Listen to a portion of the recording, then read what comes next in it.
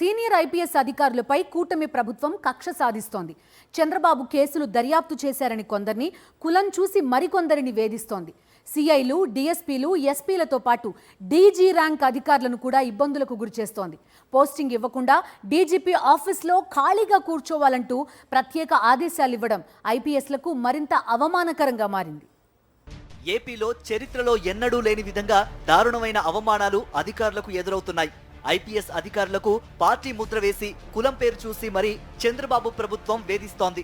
Red book revenge పాలసీతో senior IPS అధికారుల నుంచి డీఎస్పీల వరకు అందరిపై కక్షపూరితంగా వ్యవహరిస్తోందని ఐపీఎస్లు ఆవేదన చెందుతున్నారు.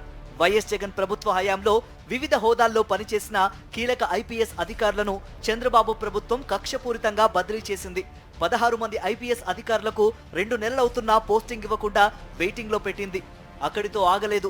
ఇప్పుడు ఆ 16 మంది ఐపీఎస్ అధికారులను మరింత అవమానించేందుకు డీజీపీ ద్వారా ప్రత్యేక ఆదేశాలు జారీ చేయించింది.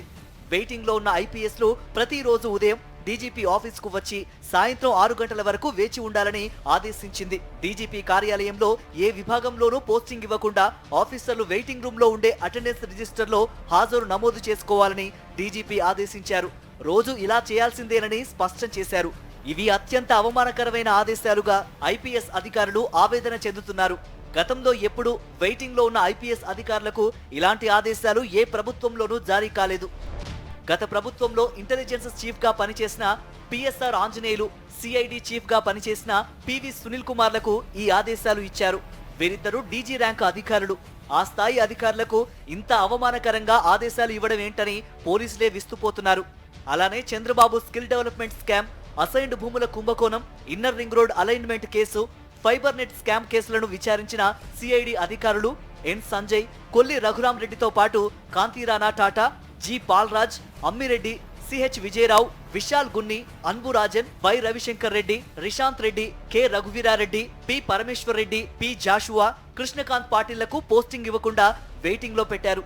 వీరందరినీ చంద్రబాబు కేసులు, మార్గదర్శి అక్రమాలపై దర్యాప్తు చేశారని టార్గెట్ చేసి మరీ వేధిస్తోంది ప్రభుత్వం. ఇటీవల డీఎస్పీల బదిలీలో కూడా అదే తీరు ప్రదర్శించింది. మొత్తం డీఎస్పీల పోస్టింగుల్లో కొందరికి వైఎస్ఆర్సీపీ ముద్ర వేసి మరికొందరిని కులాలను చూసి బదిలీ చేశారు.